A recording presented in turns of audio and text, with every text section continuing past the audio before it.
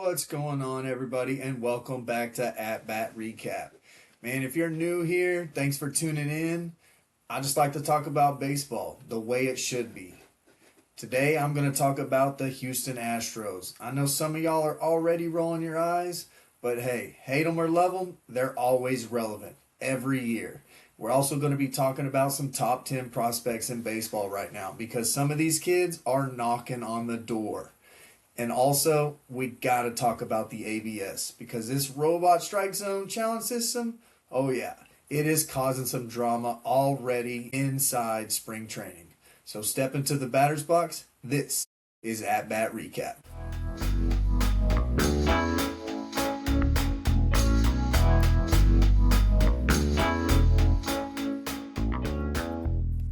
So here's the thing with Houston. It feels like for a while there, they were dominant year in and year out. The last few seasons, it feels like they've just been on the outskirts of the playoffs, thinking that they're going to make it to the World Series and kind of fall off at the end of the season at the start of the playoffs. Usually making it to the wild card and losing or not making it to the playoffs at all. So I really like what they did last season, bringing back Carlos Correa. That was a good move on their part, but I don't know. They're a young team. They lost Bregman. He was one of their power bats. They've lost some power pitchers. So we're just kind of looking at a different Astros team than we're used to looking at towards the end of 2018, 2019, 2020. It's not the same Astros. So right now, the window's kind of wide open for them. Let's start with Jeremy Pena. Pena had a great season last year, even though he started off slow. There was some things that he needs to work on still. His defense is subpar. He's already had 4 or 5 errors in spring training this season, so he's really going to have to step that up. In only 125 games last season, he hit 304. He had 20 stolen bases, but he only hit 17 home runs. I'm not saying he needs to be a power bat, but in 125 games at 17 home runs, he could pump those numbers up if he stays more consistent. I like Pena, but he's got to be more consistent, especially on the defensive side.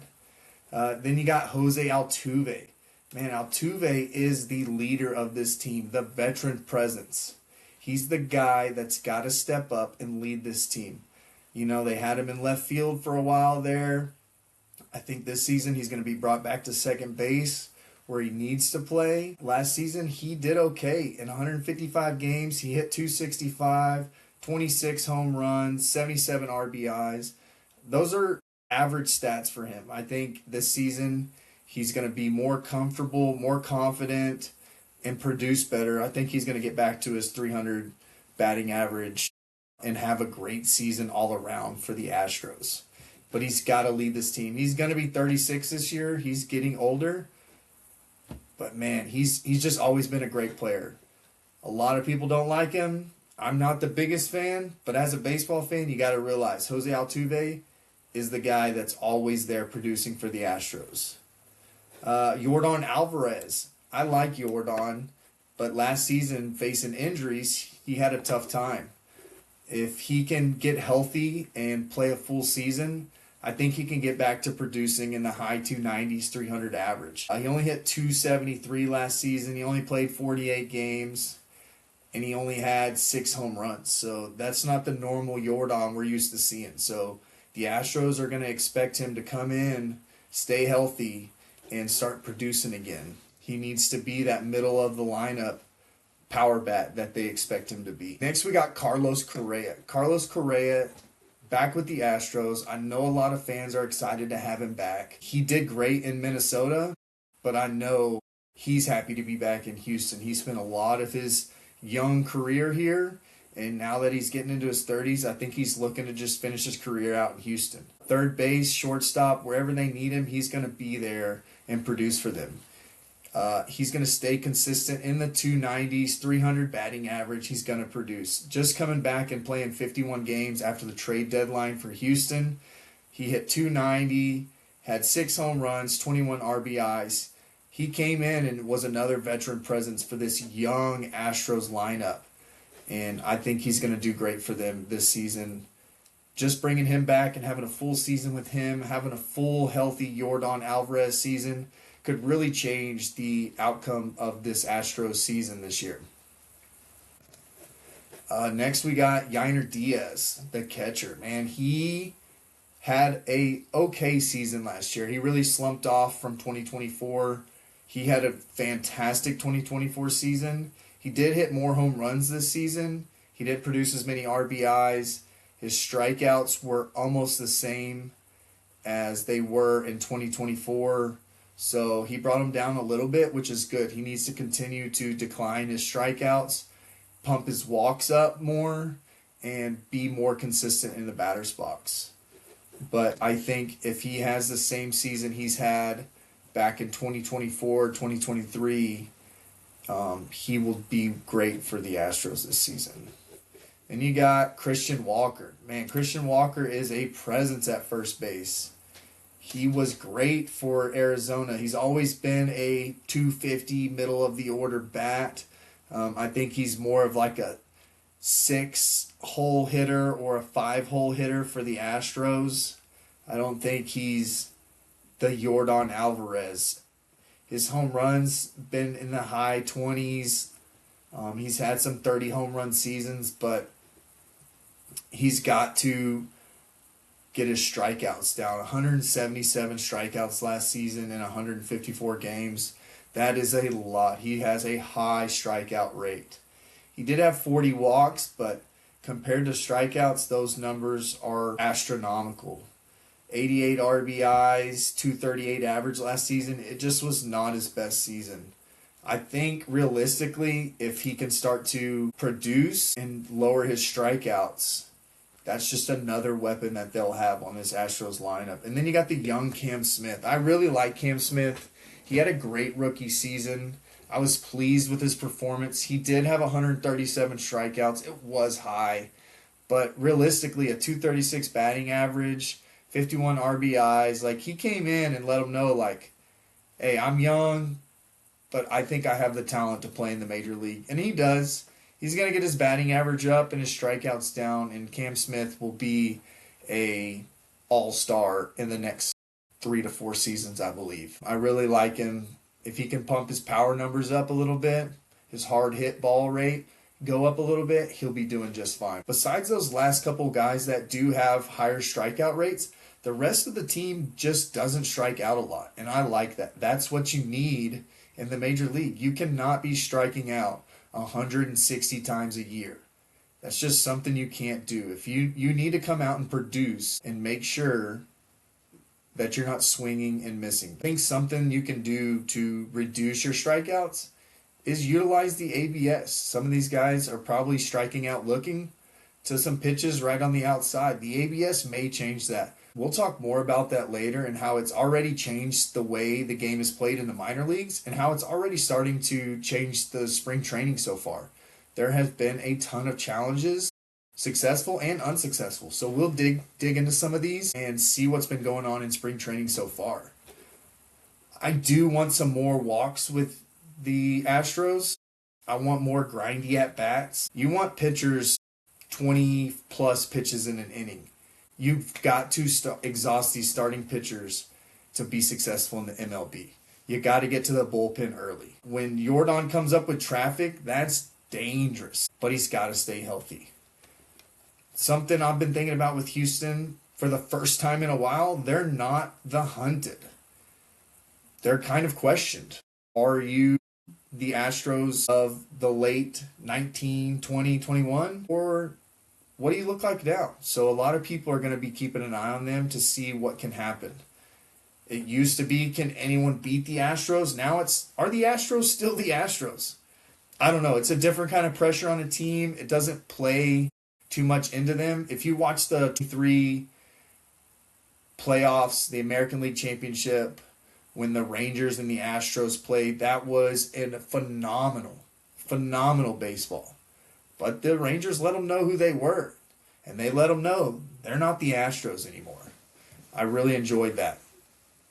They used to be ALCS or bust. Now it's just, could they make the playoffs or not?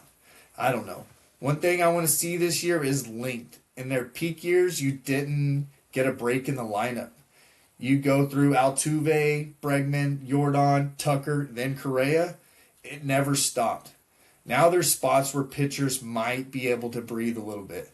When you got guys in there like Pena and Myers and Cam Smith, they matter more than people realize, because if the bottom third turns over efficiently, now Altuve is hitting with runners on instead of the bases empty. And that can make a difference between scoring 3 runs or scoring 6. Something Houston has always had, they don't panic. Late innings, they look calm. They have that veteran presence. You got Correa out there. Altuve's a true leader in that clubhouse.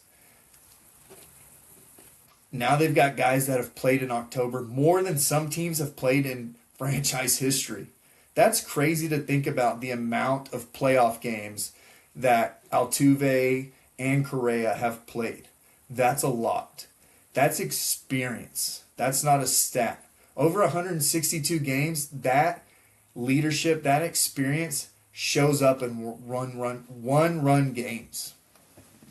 Last season, Houston did keep their strikeout rate in the lower half of the league. The batting average was solid and the OPS was competitive. But the walk rate, middle of the pack, if they can bump that up just 2 to 3%, that's a dozen more base runners over a season. Dozens. And with Jordan in the middle, that's extra runs. You don't need 50 more home runs. You need 40 more free passes. That is championship baseball. Another thing I want to see more of, productive outs, moving the runner, deep fly balls. Hard contact the other way. Houston, at their best, plays smart baseball. If you can move the runner from second to third with no outs, you're likely to score that runner. But if you're not moving that runner until there's already an out and now he's at third with 2 outs, you're less likely to score him. Something that the Astros do really well is play situational baseball. It's not always about the launch angle, but when they mix power with situational awareness, that's where they become dangerous. Something we do need to talk about, though, Carlos Correa.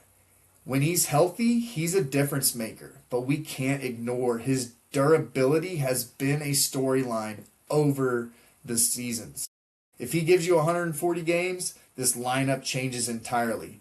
If he's in and out of the lineup, now pressure shifts to Pena and Walker to produce more consistently. The ripple effects matter.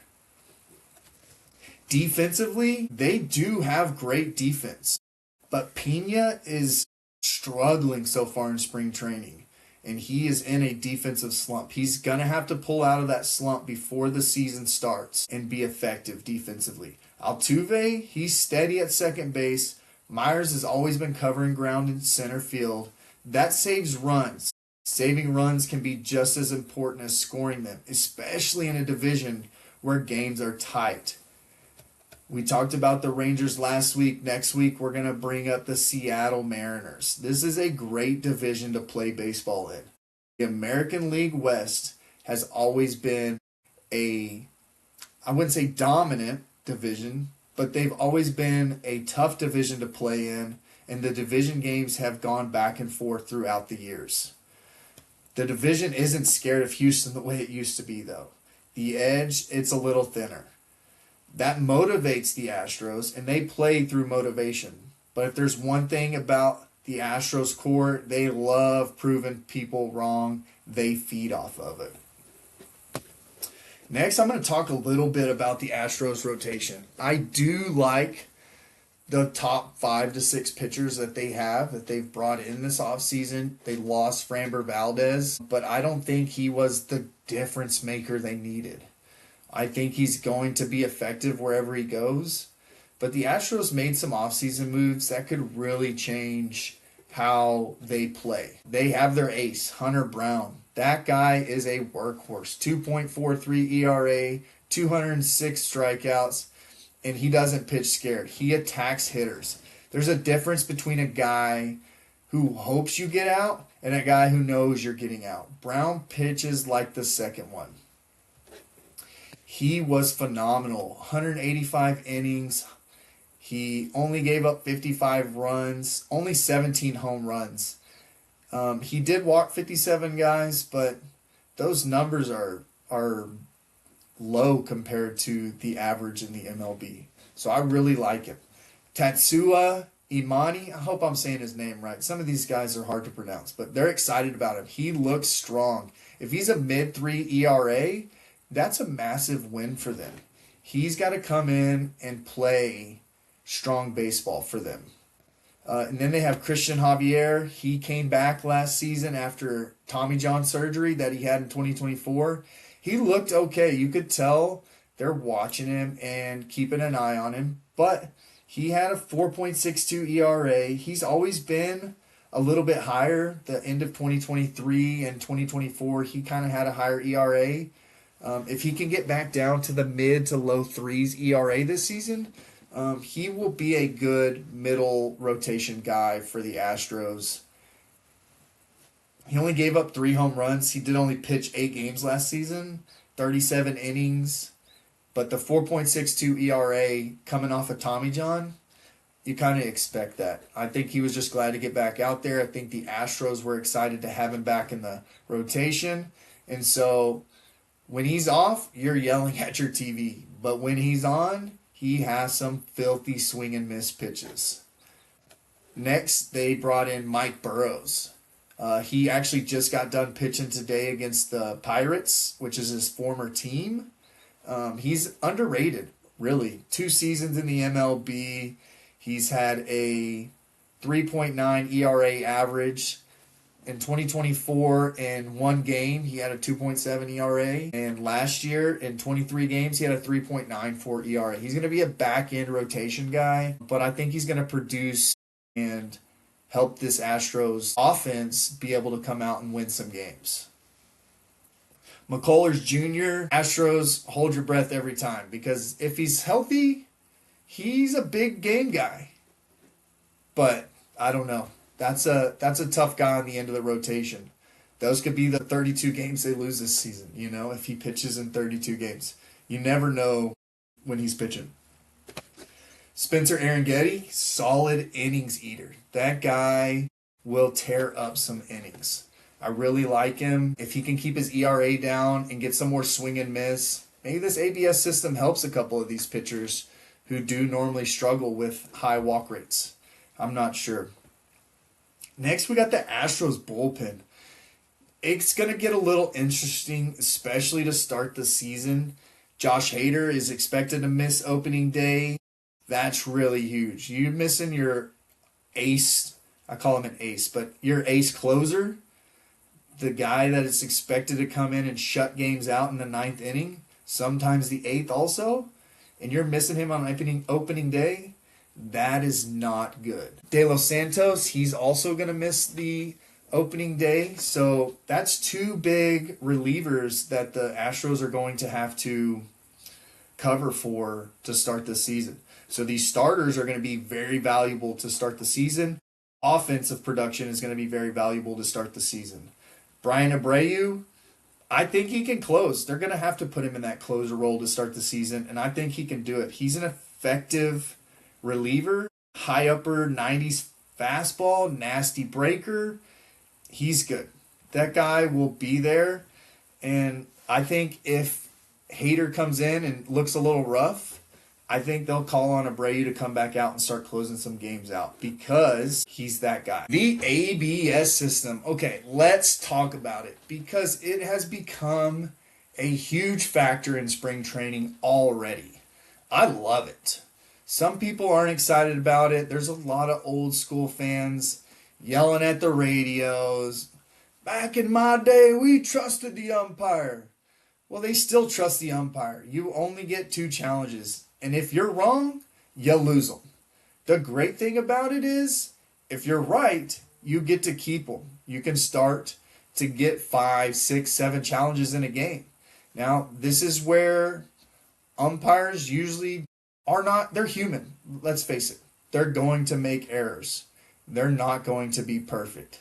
And that's okay. You strike out on a borderline pitch, you tap your helmet, boom, challenge. Now everybody's watching the screen like it's the VAR in soccer. You see the little digital strike zone pop up and it flips from strike 3 to ball 4. That's momentum. This will change at bats in the regular season. It could even change the outcome of games all the way into the 9th inning. If you're in a tie game with the bases loaded on a full count and you think you just throw strike 3, the ABS comes in and says ball 4, that's a walk-off right there. This can change the outcome of games. I like it. Pitchers, some of them don't. I don't know if everybody does. They may like it too. You getting ball 4 called on strike 3 right down the middle. I could easily pull up videos where the umpire is staring right at strike 3. Catcher throws it. The batter knows it's strike 3, and the umpire calls it a ball. Freezing pitchers in their tracks. These are just things that are going to change. The ABS is going to swing innings, and for teams like Houston that doesn't chase a whole lot, it's going to help them. It's not replacing the umpires, it's just holding the zone accountable.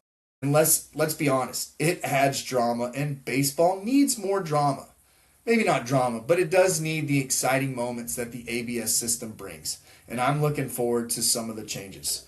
Just looking at some of the spring training data, most recent as of yesterday, batters have had 119 overturns on 241 attempts. That's a 49% overturn rate. And fielders, either the catcher or the pitcher, because they're the only two who can challenge, they've had 160 overturns in 9 attempts. If you look at some of the teams fielding-wise, the Rockies have challenged 15 times. They've won 11. Probably the catcher challenging those. The Padres, 11 challenges. They've won 9. That's an 82% win rate. They flipped 3 Ks and -2 base on balls. So that's pretty great. The Astros, 10 challenges, 6 wins, 4 losses, 60%. I think if you're in the plus 70% on your challenges, you're doing good. I think some of these guys are going to realize they don't really know the strike zone as well, and they're going to not challenge as much, and that could also affect the outcome of the game. I already saw Chris Sale from the Braves say that he has no intention of ever challenging a pitch. He said he's not an umpire, and that's great. I mean, I'm not an umpire either. I don't know how many times I've called balls and strikes from the outfield or the infield playing sports. But let's be honest, I can't see the strike zone as well from there. The umpires have the best view, and they call it how they see it. On the batting side, Minnesota and the Yankees have both challenged 15 times and won 9 of them. It's still only a 60% win rate, but you see their hitters are seeing the strike zone a little different too now. I did watch one judge. It was probably, 3 inches above his knee. He tapped his helmet, and it ended up being strike 3 for him.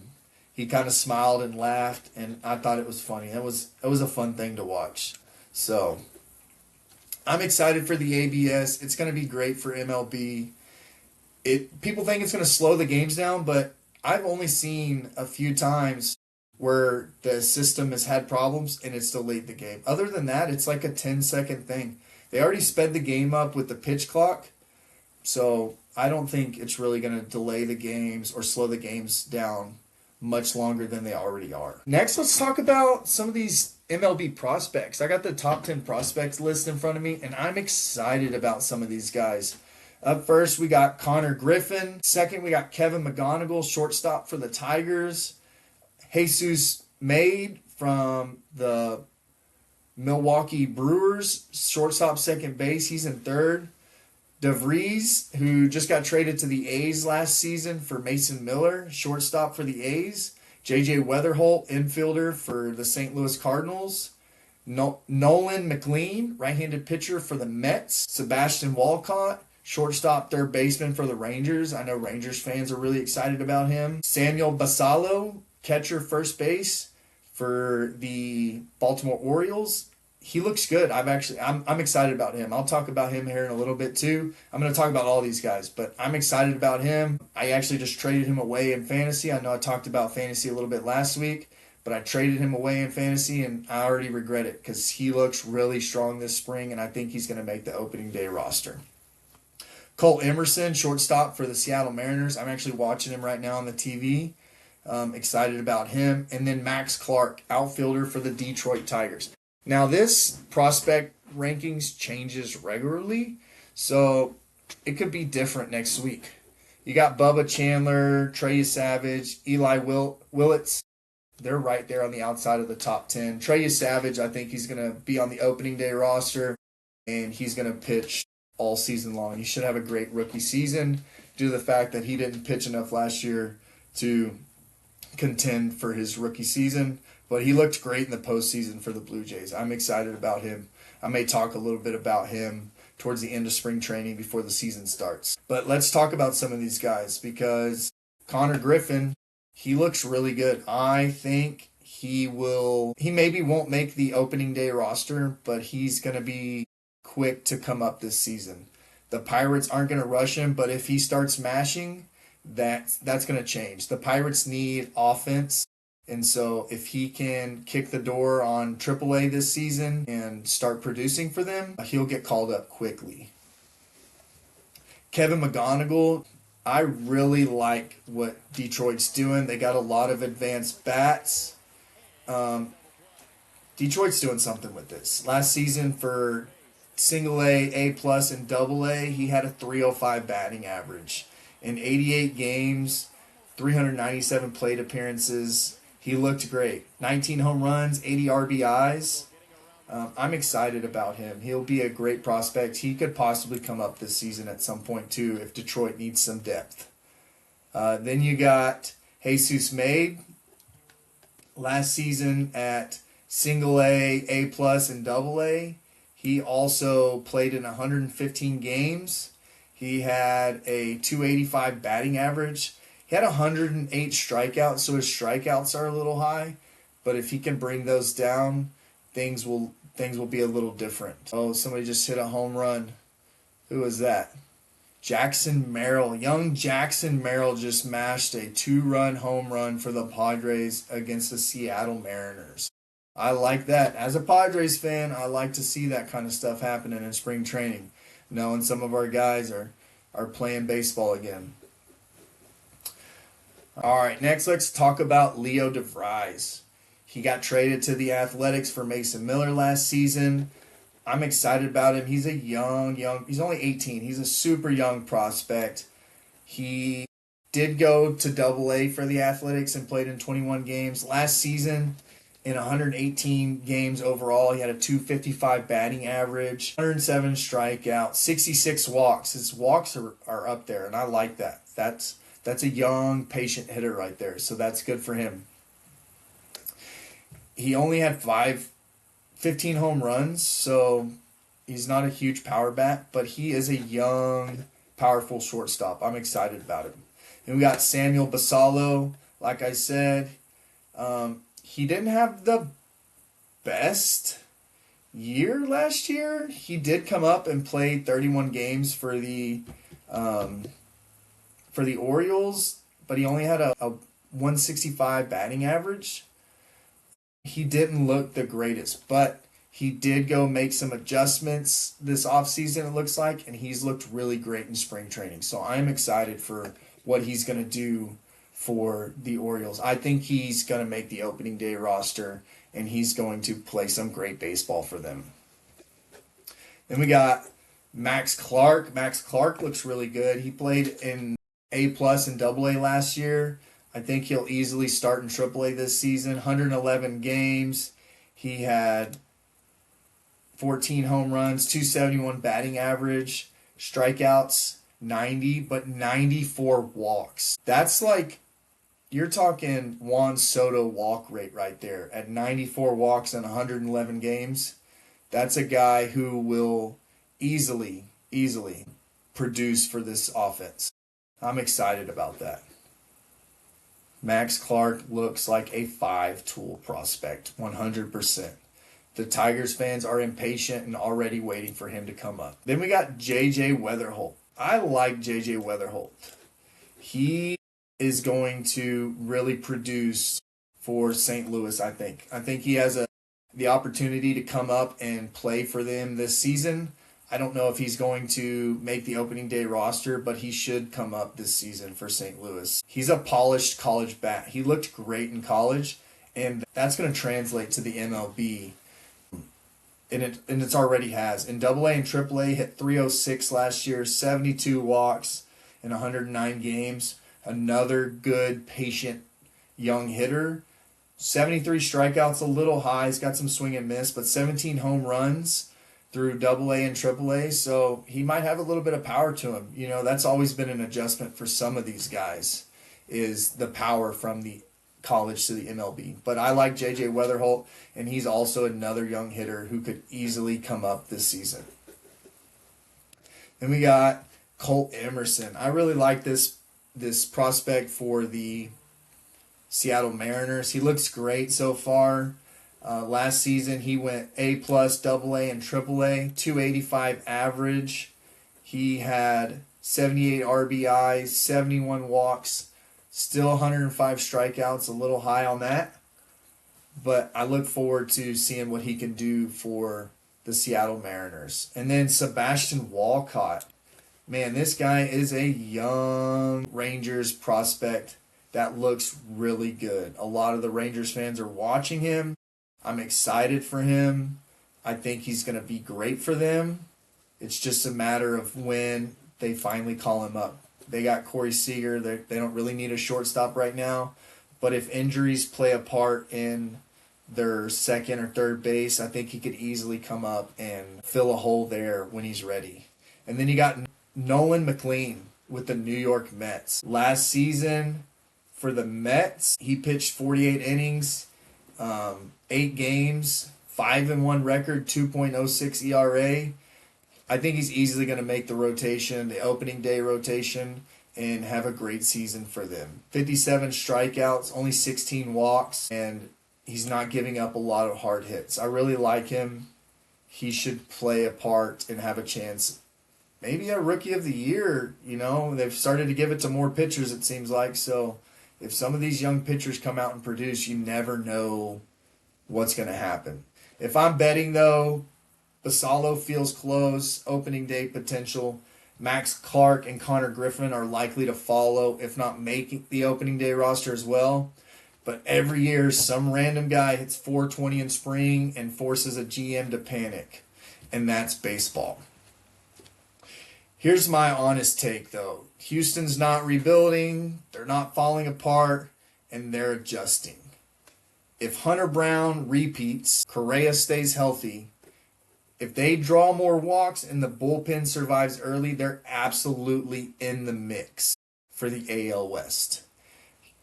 And the minute you count Houston out, they're going to remind you why you shouldn't. And that's going to do it for us on episode 3 of At Bat Recap. We talked about the Houston Astros, ABS drama, future stars on the way. I really like these top 10 prospects. If you want to know more about them, shoot me a comment, shoot me a message. We can talk it out. Are the Astros still the team to beat? Which prospect's going to get the call first? Drop a comment. Let me know. Appreciate y'all rocking with me. Until next time, keep your eye on the ball, and I'll see you on the next At Bat Recap.